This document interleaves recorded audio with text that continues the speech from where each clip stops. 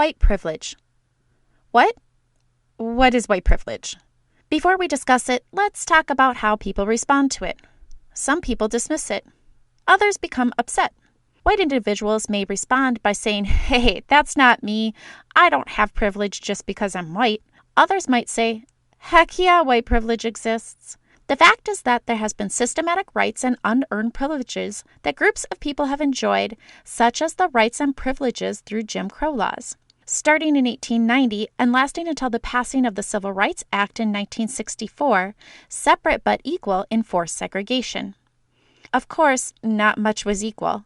Inequality existed in facilities like public bathrooms or schools, with those facilities for non-whites being inferior in quality. At the same time, bank loans and housing practices also contributed. For example, with the help of the Federal Housing Administration, areas of cities were mapped to indicate which areas were denied or approved housing loans. Those that were deemed the highest risk and often denied loans were inner city areas populated by African Americans. This practice was called redlining, and over time taught people how to perceive and feel about people based on the color of their skin. There are still lasting effects of those privileges today.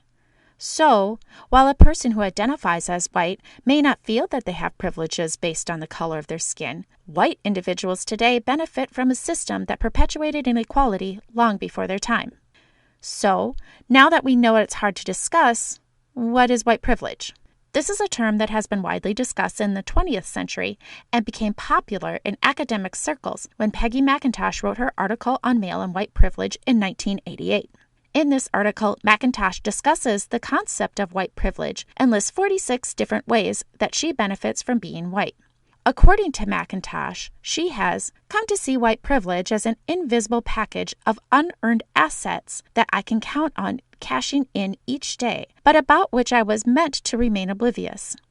White privilege is like an invisible, weightless knapsack of special provisions, assurances, tools, maps, guides, codebooks, passports, visas, clothes, compass, emergency gear, and blank checks.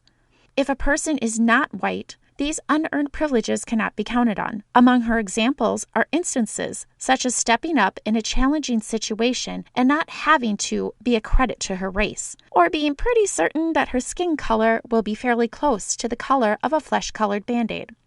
Recent research shows that white privilege may be a hard pill to swallow for those that identify as white. A study at Stanford University shows that white individuals cite personal hardships to help maintain a positive image of themselves and perhaps to enjoy the material benefits associated with that privilege.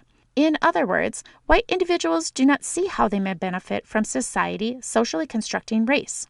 I know that as a white individual, when I walk down a street and someone does not say hi to me, I don't have to wonder if it's because of the color of my skin. Or I know that when I'm buying items such as soap or shampoo at a big box store, that there will be a full aisle of products to meet any of my skin and hair needs. And while anyone's life may have hardships, I don't wonder if my hardships are compounded by the color of my skin. So, what is your response to white privilege? If you identify as white, do you dismiss it as a socially constructed reality, stating you don't experience any benefits or privileges? Do you feel angry? And what if you don't identify as white? Do you dismiss white privilege? Are there ways society is set up to benefit or harm people based on the color of their skin? And what are the lasting effects of systems that intentionally, by law, benefited or punished people based on their skin color?